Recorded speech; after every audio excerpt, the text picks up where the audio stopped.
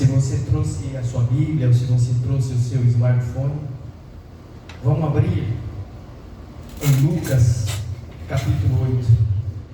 Lucas capítulo 8. Assim como estamos, vamos falar com Deus. Querido Deus, neste momento a tua palavra está sendo aberta. Capacite-nos, Senhor, para que nós possamos ler, entender e compreender, e que eu possa ser usado pelo Espírito de Deus, que eu não fale de mim mesmo, mas que eu possa falar inspirado pelo poder do Espírito Santo, em nome de Jesus. Amém. O livro de Lucas 8, de 1 a 3, diz o seguinte: E aconteceu depois disto, que andava de cidade em cidade, de aldeia em aldeia, pregando e anunciando o Evangelho do Reino de Deus. E a Bíblia diz que os 12 os acompanhavam. E algumas mulheres, versículo 2, que haviam sido curadas de espíritos malignos, de enfermidade, como por exemplo Maria, que chamavam de Madalena, das quais saíram 7 espíritos de demônios diferentes. E o versículo 3 diz: E Joana, mulher de Cusá, procurador de Herodes, e Susana, e muitas outras que serviam com seus bens.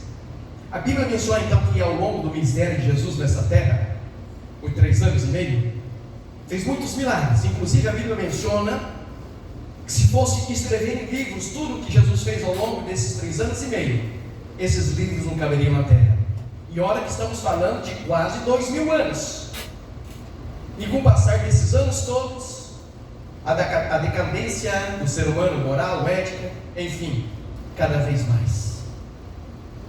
E quando nós vamos um pouco mais abaixo no versículo 23, fala que Jesus estava pregando, e por onde Jesus passava, por onde Jesus pregava, a multidão rodeava Jesus. Em alguns momentos da vida, as pessoas estavam ali na beira do mar, muitas das vezes o mar da Galileia, que era grande, e havia muita cidadezinha ao redor. Por exemplo, na época que eu estudei fora do Brasil, eu tive o privilégio de ir em Guatemala. Guatemala tem um lugar chamado de Atitlán, ou Lago de Atitlán. Esse lago ele tem 318 metros de profundidade, é uma água muito fria, e é um lugar turístico.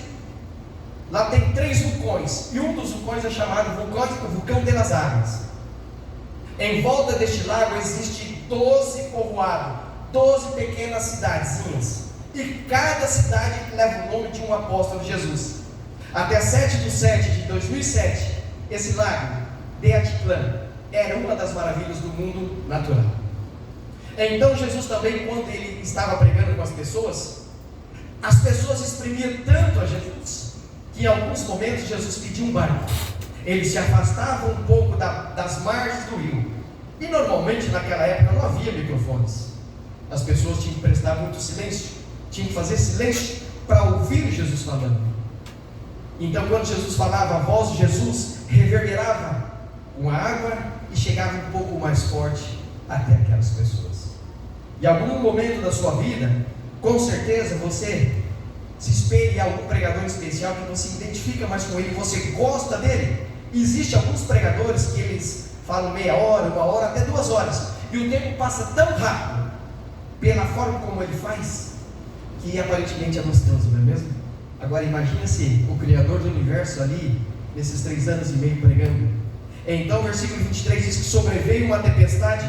Jesus estava ali pregando, ele terminou aquela programação e pediu que os discípulos então fossem por outro lado do rio. Nesse inteirinho, do lago de Genezaré, o lago da Galileia, ou Tiberíades, leva 3 nomes, o mar da Galileia, veio uma tempestade. Jesus estava cansado, Jesus tinha fome, tinha sede, sentia frio. Então ele deitou na proa daquele barco para descansar e dormiu. E com ele estavam seus apóstolos, e a tempestade sobreveio, e naquele momento aqueles apóstolos ficaram com medo. O medo era de que eles pudessem morrer. O lago é profundo também. Estando Jesus dormindo na proa daquele barco, e eles então se esqueceram de quem era Jesus. E o versículo 26 diz que mais para frente, depois da história que nós conhecemos, quando Jesus falou, eles chegaram do outro lado, e ali havia os endemoniados de Gadareno, do lado leste do lago da Galileia. Versículo 30. Jesus perguntou a ele, isso falando com o endemoniado de Gadareno, como é o seu nome? E ele mencionou legião, multidão. E nós sabemos, segundo o relato, uma legião é 6.000 homens. Respondeu ele, e disse isso porque muitos demônios estavam nele. Aí Mateus capítulo 8 menciona que eram 2 endemoniados, outros em especial disseram um só. Mas o fato é que Jesus expulsou os demônios daquele homem. E aí, mais no versículo 38, o homem endemoniado, que Jesus havia libertado ele, porque a Bíblia, o relato menciona que nenhuma algema ou cadeia conseguiu segurá-lo. E o versículo 38 diz, e o homem de quem os demônios tinham sido saído implorou a Jesus, para que ele pudesse acompanhar a Jesus, talvez como os apóstolos, talvez como essas mulheres que Jesus havia feito milagre na vida delas. Mas Jesus disse, você precisa ficar. Jesus tinha um propósito naquele homem especial, tanto que Ellen White menciona depois, quando Jesus fez a segunda multiplicação dos pães e os peixinhos, foi feito exatamente naquela região de Gadara, porque naquele momento, quando Jesus expulsou os demônios daquele homem e foi para os porcos, e os porcos precipitaram no mar e morreu, as pessoas daquela região expulsaram a Jesus. Eles não estavam preocupados com aquela pessoa que durante anos sofria, aprisionado por Satanás. Não, eles estavam preocupados com os porcos. Jesus precisou retornar. Mas quando fez o segundo milagre, por que Jesus fez o segundo milagre? Porque esse homem que queria seguir a Jesus, Jesus disse que ele deveria ficar, e ele foi uma testemunha ocular do milagre de Jesus. As pessoas que conheciam aquele homem ou aqueles 2 homens eram testemunha ocular de que Jesus realmente havia feito um milagre na vida dele, e aquelas pessoas então desejavam conhecer a Jesus. Mas por fim, vamos ler um pouquinho para entender o tema. Aqui no versículo 40 de Lucas 8, diz o seguinte: e aconteceu que quando voltou Jesus e a multidão o recebeu, porque todos o estavam esperando, e eis que chamou um homem de nome Jairo, que era príncipe da sinagoga, e prostrando-se aos pés de Jesus, rogava-lhe que entrasse em sua casa, porque tinha uma filha única, quase 12 anos, que estava à morte. E indo, ele apertava a multidão. E uma mulher que tinha um fluxo de sangue havia 12 anos e gastara com os seus médicos todos os seus haveres, e por nenhum pudera ser curada. Chegando por detrás dele, tocou na orla, no vestido, na roupa de Jesus, e logo estancou o fluxo de sangue. E disse Jesus: quem é que me tocou? E negando todos, disse Pedro e os que estavam com ele: mestre, a multidão te aperta e te oprime, e você pergunta, e dizes: quem é que me tocou? E disse Jesus: alguém me tocou, porque bem conheci que de mim saiu virtude. Ele está dizendo que dele, naquele momento, após aquela mulher tocar nele, havia saído dele poder. Versículo 47. Então, vendo a mulher que não podia ocultar-se, aproximou-se tremendo, e prostrando-se ante ele, declarou, dizendo a todo o povo que ele declarou diante de todo o povo a causa por que lhe havia tocado, e como logo sarara. E ele disse: tem bom ânimo, filha, a tua fé te salvou, vai em paz.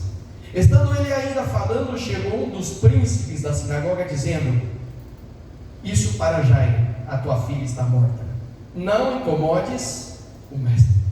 Imagina a dor e o sofrimento naquela hora daquele homem. Não incomode o mestre.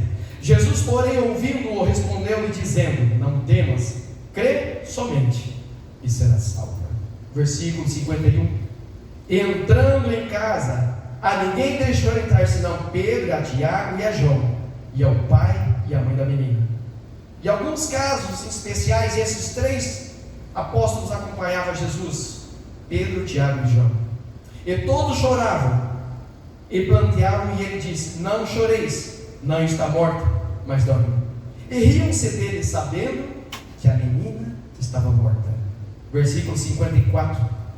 Mas ele, pondo-os todos fora e pegando-lhe pela mão, clamou dizendo: levanta-te, menina. E o versículo 55 diz: e o seu espírito voltou, e ela logo se levantou, e Jesus mandou-lhe que desse de comer. Quando nós lemos esses versículos bíblicos sobre Jairo e a filha de Jairo, já entendemos tudo. Esse homem, Jesus, ele era conhecido na sua época como Jesus de Nazaré. Trabalhou como carpinteiro a maior parte da sua vida adulta. Entretanto, ele foi tão extraordinário pela forma como ele viveu e pela influência que exerceu sobre a humanidade, que palavras como extraordinário não conseguem caracterizar. Ninguém mais, nem reis, ditadores, cientistas, educadores ou líderes militares, deu uma contribuição maior que a de Jesus para a história desse mundo. Bilhões de pessoas passaram por este planeta, mas até hoje, quase 2000 anos da sua morte, ninguém chegou sequer perto de ocupar a posição singular que ele ocupou na sua história. Nunca faltaram a este mundo grandes homens e mulheres, como a história nos conta. A história está repleta de nomes como Salomão, Davi, Hammurabi, Ciro, Alexandre o Grande, César, Gengis Khan, Joana d'Arc, Napoleão Bonaparte, George Washington, Isaac Newton, e a lista continua infinitamente. Mas ninguém se aproxima de Jesus Cristo em sua influência sobre a humanidade. Mas precisamos agora analisar o perfil do pai desta noite. E ali está Jairo, um pai maravilhado. Talvez poderia ser um pai de oração, como em alguns casos. Teve um sermão que um irmão fez aqui há muitos anos atrás, e eu ouvi, e eu peguei, coloquei do meu jeito, que são palavras diferentes que chegam ao mesmo sentido, sobre uma mulher de oração que tinha 2 filhos, e o marido dela havia morrido, e agora os credores estavam na porta dela para levar, pois essa era uma mulher de oração que havia dedicado os filhos. Agora nós temos um homem. Jairo foi um chefe na sinagoga. A Bíblia diz que ele ocupava um posto honrado. Era um homem honrado, o homem que sentia empatia pelas outras pessoas, o homem que estava todos os dias em contato com as pessoas. Cada momento da nossa vida, cada instante, nós eternizamos. Cada quarta-feira que estamos aqui rumando na igreja não é igual às outras quarta-feiras que você esteve, é diferente. As pessoas com quem você conversa, as coisas que você compartilha, as coisas que o irmão Edmilson vê na igreja, às vezes você está vendo pessoas aqui hoje, e por uma fatalidade da vida, você nunca mais, de repente, vai estar vendo pessoas que hoje você está vendo. Os cultos de quarta-feira deveria ser como de sábado. Mas Ellen White também menciona que agora, no fim dos tempos, os templos voltarão a estar repletos de pessoas. Então esse homem foi um grande chefe. Mateus, em seus escritos, diz simplesmente que Jairo era um chefe. A sinagoga, basicamente, nós sabemos, era uma assembleia de judeus. O templo de culto judaico ou sinagoga era governado por um grupo de anciões. E agora aqui nós temos um homem que estava lutando pela vida da sua filha. O versículo 41 diz: e eis que chegou um homem de nome Jairo, que era príncipe da sinagoga, e prostrando-se aos pés de Jesus, rogava-lhe que entrasse em sua casa. Imagine se vocês este homem, neste momento, conhecido, respeitado por todos naquela época, mas era um homem frágil, impotente, inseguro, limitado. Não era um super pai, não era detentor de superpoder, mas fazia tudo que podia ao seu alcance. E o versículo 41 ainda segue dizendo que era um homem religioso, era preocupado com as realidades eternas, priorava as dimensões verticais da existência. Mas agora o versículo 42 diz que ele está enfrentando um dilema, está enfrentando um problema familiar. E os filhos são como águas. As crianças, quando são pequenas, não importa se o pai tem uma casinha pequena, uma mansão, As crianças pequenas conseguem ocupar todos os quartos, os cômodos, de baixo, de cima, e por onde eles passam, aparentemente deixam um rastro de destruição, vão derrubando tudo, esparramando os brinquedos. E às vezes os pais, ou talvez os avós, são pais em dobro, mandam as crianças catar, mas as crianças não juntam, eles se esparramam, mas não juntam. Então os avós, muitas das vezes, sorrindo, eles falam: vovó, o senhor não me ajuda a catar? Então o avô, a avó com muito carinho, vai lá e muitas das vezes se abaixa, tem dificuldade até para levantar depois, mas faz tudo que os netos querem. Mas agora aqui, nós estamos tendo um problema, porque tinha uma filha única de quase 12 anos que estava à morte, e ainda a multidão o apertava.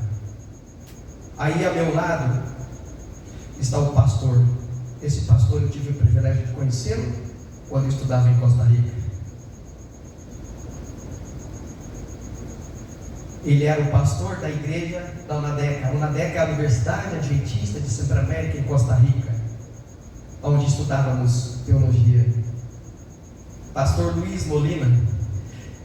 E essa jovem que está ao lado dele, Peniel, 19 de agosto de 2011, faleceu. A filha mais nova do pastor. Tem uma filha do meio e tem um filho mais velho que também hoje é pastor. Mas eu conversando com ele, com o pastor Luiz Molina, e ele me contava, e as pessoas que sempre estavam com ele contavam que ao longo de bom tempo eles oraram para que Peniel pudesse melhorar. Ele tinha um câncer.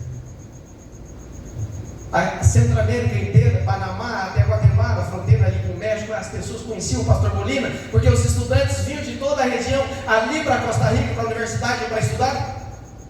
Estudavam teologia. Pastores de toda aquela região vinham para Costa Rica para fazer o mestrado ali, faziam o doutorado ali. Então conheciam o pastor Luiz Molina. Mas as orações do pastor Luiz Molina, as orações dos outros pastores, as orações das pessoas da época não foram suficientes, aparentemente, para que Peniel pudesse sobreviver.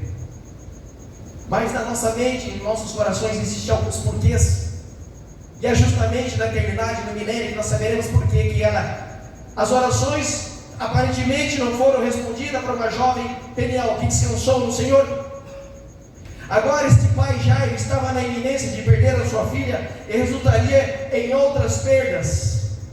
Quando os pais perdem os filhos, assim como eu estou planejando descer sexta-feira para Rolim de Moura, Rondônia, lá eu tenho minha sobrinha que vai fazer 12 anos agora, e tem uma família que eu fico muito mais na casa dele do que na casa da minha mãe em frente, que é o Jairo Benetti. Ele tem 3 netos, que é mais ou menos aproximadamente da idade da minha sobrinha. E lá eu fico, mais em casa do que na casa, mais na casa do Jairo Benetti do que na casa da minha mãe. E vou descer levando um monte de coisa para aquelas crianças, inclusive até bombinha para fazer graça agora, por causa do jogo da seleção. E já avisei o Jairo Benetti: nós vamos tocar o terror aí na sua casa, que está agonizadinha. E eles me amam, que eu sou pior que criança. Agora, estava na iminência de perder uma filha, e resultaria em outras perdas, como a alegria, o encanto, o afeto, a amizade, a solidariedade, a cumplicidade, a vitalidade. 7 de outubro de 2024, aqui a minha tia estava muito doente, estava internada no hospital e hoje já descansou no Senhor. E na mesma data, no sábado, eu estava lá em Cuiabá, no pronto-socorro. Cheguei em casa, a minha irmã me liga e ela disse o seguinte: mano, você ficou sabendo? Naquela hora eu entrei em desespero, porque eu acabei de sair do pronto-socorro, a tia estava viva. Eu disse: aconteceu alguma coisa? Com a tia, ela disse não, e nisso ela começou a chorar. Ela respirou um pouco e disse: mano, sofremos um acidente. A minha irmã naquele dia, no sábado à noite, inauguraram a lanchonete dela na beira da rodovia. A minha irmã mais velha, a Marlina. A minha irmã Ângela, mãe da Yasmin, que agora vai completar 12 anos. Era para ter ido no sábado à tarde, mas esperaram, porque estava tendo uma programação dos aventureiros da Igreja Central de Rolim de Moura. Na primeira, que são 4 centrais já em Rolim de Moura. E após a reunião, após o pôr do sol, então eles sairiam para ir 25 quilômetros em linha reta no asfalto até a casa da minha irmã mais velha. Quando saíram da cidade, a minha irmã estava com amigos. O casal na frente, atrás da minha irmã, minha sobrinha, e o filho do casal, que é da mesma idade que a minha sobrinha, o Brian. Eu preguei nessa igreja e falei. Eles sofreram um acidente, de frente com eles vinha um cara com um carro, uma caminhonete, embriagado, arrastando o barco. E com ele também uma filha de 5 anos. Ele perdeu o controle e atravessou no meio. A batida foi tão grande que o carro do cara partiu no meio. Resumindo a história, naquela noite, quem sofreu mais foi o jovenzinho chamado Brian, filha do casal, que são amigos nossos da igreja. O Brian até hoje, praticamente há quase 3 anos, 7 de outubro, agora fala 3 anos, está vegetando. Quantas vezes oraram para o Brian? Teve um momento em que eles iam desligar os aparelhos, mas a igreja central de Olho de Moura, Alta Floresta, Rondônia e outras cidades vieram para o hospital, oraram naquele dia, em especial era numa terça.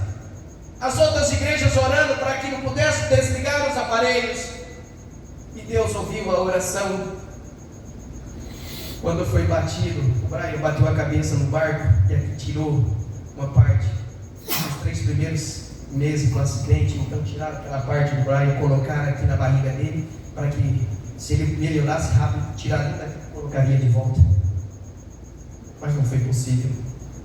Mas aqui diz: quando um filho se vai, também vai a alegria, o encanto, o afeto, a ternura, a amizade, a solidariedade, a cumplicidade. Mas agora nós temos a postura de um pai. 8:41, a humilhação aos pés de Jesus ali naquele momento. Os papéis são bem definidos. Jairo, que na sinagoga exercia a função de chefia, vê-se apenas como um servo diante do Senhor. Jairo não suplicou diretamente pela cura. Ele não suplicou pela cura da filha naquele momento, mas ele desejava simplesmente, era a presença de Jesus na casa dele. E o ponto-chave dessa noite é que nós desejamos que Jesus esteja em nossa casa, que Ele faça habitação em nossa casa, que o Espírito de Deus habite em nossa mente, em nosso coração, pois Ele sabia que a presença seria garantida de vitória, de poder e de milagre. Mas agora vem desafios e também vem o estímulo do Pai. Versículo 42. A multidão e uma mulher que tinha um fluxo de sangue havia quase 12 anos e gastaram com os médicos todos os seus haveres. Aqui está dizendo: por nenhum pudera ser curado. Mas veja bem, havia uma multidão enorme ali, e Jairo sabia, a probabilidade de Jairo perder Jesus no meio da multidão era muito grande. Mas ele queria tocar em Jesus. Ele desejava, naquele momento, ela desejava tocar, e ele também queria tocar, ele queria ver e pedir a presença de Deus. Hoje, no nosso convívio, existem muitos pais que estão no meio da multidão da qual Jesus está, mas que não tem com ele elo nenhum, não tem um elo genuíno, não tem um elo sólido e não tem um elo transformador. Pais que muitas das vezes não se preocupam na educação dos filhos, nos cultos matutinos. Até hoje, quando a minha sobrinha, que vai fazer 12 anos, vem em casa da minha mãe, porque eu estou ali, ela manda a liçãozinha dela: leia de noite, e amanhã cedo leia a outra. Porque a minha irmã lutou muitos anos para ter essa filha. Ela dedicou a filha nos caminhos de Deus, e ela sabe do propósito que ela e meu cunhado, que por sinal chama Jairo também, fizeram o pacto que fizeram com Deus: educar aquela menina, a minha sobrinha Yasmin, no caminho de Deus. Estímulo da mulher com fluxo de sangue, segundo a palavra de Deus, de 43 a 48. E Jairo viu, ele viu a grandeza do sofrimento, ele viu a grandeza da confiança, a grandeza da percepção de Jesus, a grandeza da fé, e sentiu-se tremendamente renovado na sua presença, de ver o milagre que agora ele desejava na sua casa. O versículo 49. Estando ele ainda tentando falar com Jesus, veio alguém da sua casa. O versículo 49 diz: estando ele ainda falando, chegou um dos príncipes da sinagoga, dizendo: a tua filha já está morta, não necessita mais incomodar o mestre. Infelizmente a sua filhinha de quase 12 anos faleceu. Qual pai ou a mãe que não entra em parafuso? A criança que criou com todo amor e carinho, dedicado nos caminhos de Deus, agora estava prestes a morrer, e agora chega a notícia dizendo que ela havia falecido. O versículo 50: a palavra de Jesus para Jairo veio como palavra de Deus, soberana, amorosa, poderosa. E aí, no 51, a gente vê o milagre. Alguns nascem na igreja, crescem na igreja, casam na igreja, morrem na igreja, mas não morrem no Senhor. E o versículo diz: e entrando em casa, e ninguém deixou entrar senão Pedro, Tiago e João, e com ele a mãe e o pai daquela criança. E o versículo 53 diz: fé e incredulidade estão sempre juntas na caminhada da vida. E todos choravam e pranteavam-se. E ele disse: não chores, ela não está morta, mas dorme. Mas o versículo 53 diz que riram-se dele. O versículo 54 diz: e a autoridade de Jesus se manifestou através do toque da palavra. Ainda hoje ele opera esse mesmo toque, esse mesmo milagre em nós. E isso é pelo poder do Espírito Santo. Mas ele, pondo todos afora, naquele momento, clamou ao Pai, pegando-lhe pela mão da garota, e disse: levanta-te, menina. Versículo 55 diz: e os sinais do milagre vieram em dois movimentos naquele momento, através do Espírito e através do corpo. Quando Jesus age, Ele nos alcança por completo. Quando Jesus faz um milagre na vida da pessoa, aquele poder transformador é por completo, não faz pela metade. E seu espírito voltou, e ela logo se levantou, e Jesus mandou que lhe desse de comer.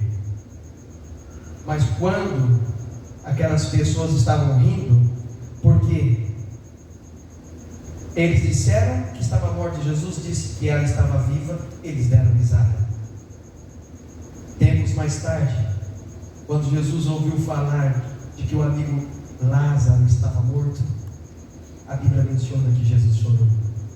Jesus esperou quantos dias para ir até o túmulo de Lázaro? 4 dias. A Bíblia menciona que o cheiro era forte. Mas aqui, ela estava morta, mas Jesus disse que ela estava viva, e eles riram. E quando Jesus ainda faz o milagre que transforma a vida daquela menina morta em vida novamente, todos disseram: realmente ela não estava morta, ela estava viva. Mas agora que Jesus então, diante do túmulo de Lázaro, após 4 dias ele vai, Jesus poderia remover só com um sinal da mão aquela pedra que estava no túmulo, mas ele pediu que removesse. E ele disse o que? Lázaro, sai para fora. Mas Jesus foi específico: Lázaro. Se ele dissesse o que, irmão? Simplesmente sai para fora, o que iria acontecer? Ellen White menciona que todos que haviam morrido desde os nossos primeiros pais até aquele momento ressuscitariam. Era um homem poderoso, criador do universo. Ele disse: Lázaro, sai para fora. E aí eu fico pensando nesse momento, quando Jesus fez esse milagre, João estando ao lado de Jesus, e após Jesus ter feito esse milagre de tirar Lázaro do túmulo, talvez João pudesse ter ido até Lázaro e dissesse: Lázaro, eu preciso que você me conte como foi sua vida enquanto você ficou esses 4 dias morto. Eu quero escrever aqui para que as pessoas saibam depois. João fez isso? Não. A Bíblia menciona que quando as pessoas morrem, perecem todos os seus desígnios. Outros dizem que quem morre vai para onde? Rubão? Vai para o céu. Agora veja bem, Lázaro era o amigo de Jesus. Se Lázaro tivesse morrido e nesses 4 dias tivesse ido para o céu, morreu. As pessoas dizem: foi para o céu. Agora Jesus então trazer Lázaro de volta do céu para a terra seria muita humilhação, estando ele no céu. Agora Jesus traria ele de volta. É por isso que quando as pessoas dizem que quem morre vai para o céu, ela não sabe o que está falando. Isso não é bíblico. E vou concluindo no versículo 56. Seus pais ficaram maravilhados.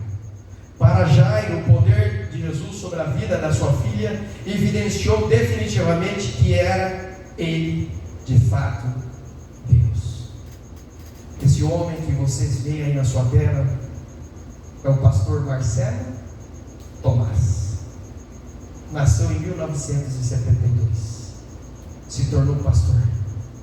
Dedicou a sua vida a Deus. Houve um momento na vida do pastor Marcelo Tomás que ele precisou de procurar médicos. Ele estava na Associação Catarinense. Ele descobriu que possuía um tumor maligno.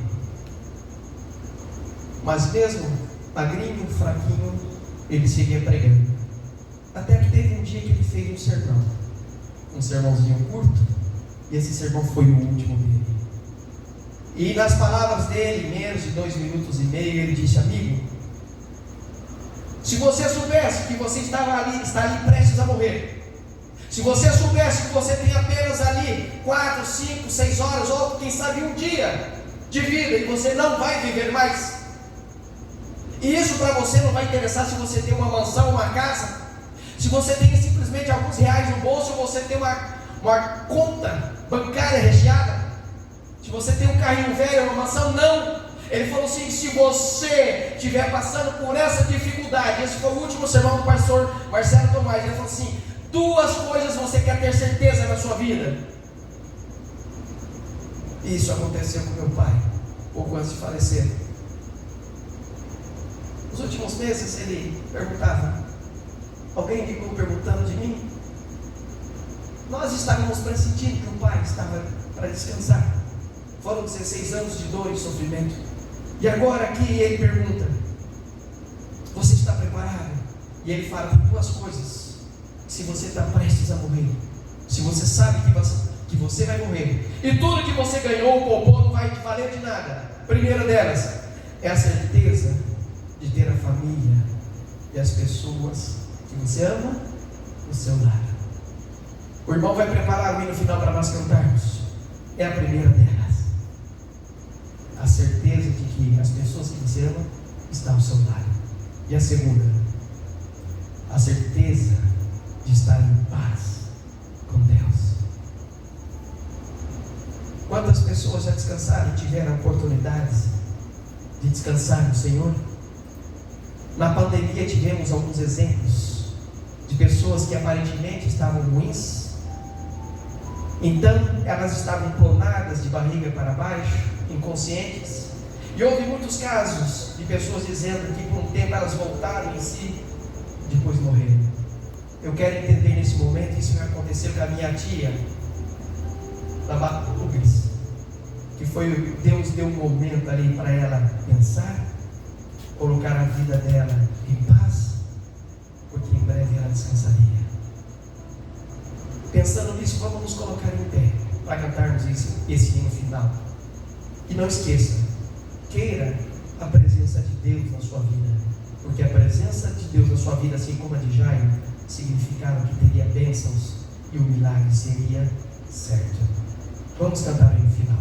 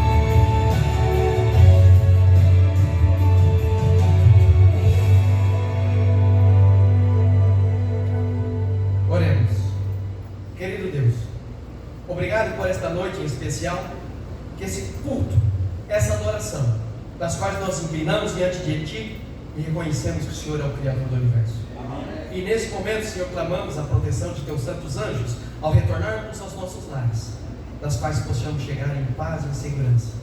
E humildemente clamo uma bênção especial a cada um que se faz presente nesta noite, que o Senhor possa nos conduzir sempre e nós possamos ter a certeza e pedir todo momento que o Espírito de Deus possa habitar em nossos lares e em nossos corações. Amém. Obrigado pelas bênçãos, em nome de Jesus. Amém.